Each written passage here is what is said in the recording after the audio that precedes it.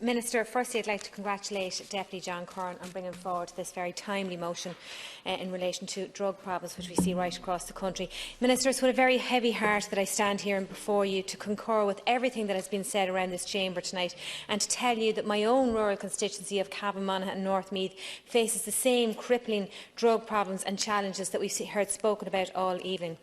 Only last night I chaired my local Bailieborough Community Alert Committee meeting where we discussed local matters, and of course the elephant in the room is the blatant drug dealing that is happening on a daily basis in broad daylight in towns right across Cavan, Monaghan and Northmeath, and in my own little town of Bailieborough too. People think that a lot of these things happen in the big urban areas, but there's a real concern because it's a regular daily occurrence, and we are only fooling ourselves to say otherwise.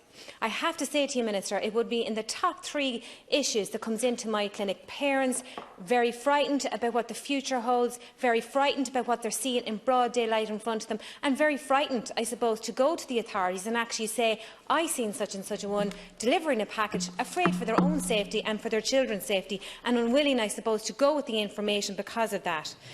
I'd just like to commend the work of Superintendent Gordon Englishby and also Detective Michael Carney, who work in the drugs unit in Cavan, Monaghan. And of course, these are exemplary people doing a wonderful job against a backdrop of very, very limited resources. And they are fighting a raging scourge of drug dealing across Cavan, Monaghan and Meath.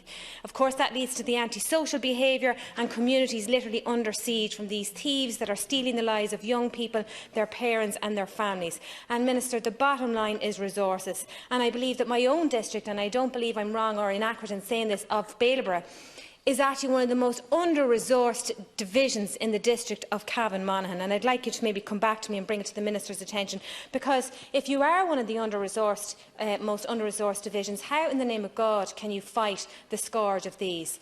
The other thing, Minister, I'd like to bring to your attention, of course, is Cavan Monaghan CDA Trust, which I know have written to you on the 11th of October to talk about the fact that they are actually considering winding down their operations and having to dissolve that company after years of no increase in funding, and they actually cannot continue. And I'm sure you have this letter here in front of you too, Minister, and these are the people who are facing with the scourge of drugs and the families that are trying to do something about that and address that. So not only do we have Garda with no resources, no Garda station in Bailieborough that was promised last September to be started, no sign of that.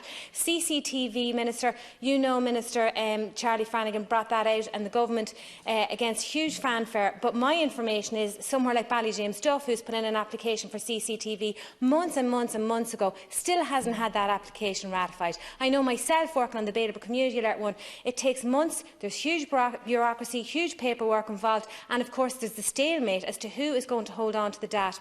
Is it going to be the Gardaí or is it going to be the local authority? My understanding is it is the role of the local authority, but perhaps you could confirm that to us tonight. Minister, I can't talk any longer. I have lots more I could say on the issue, but Cavan Monaghan is no different, and the bottom line is resources, Minister.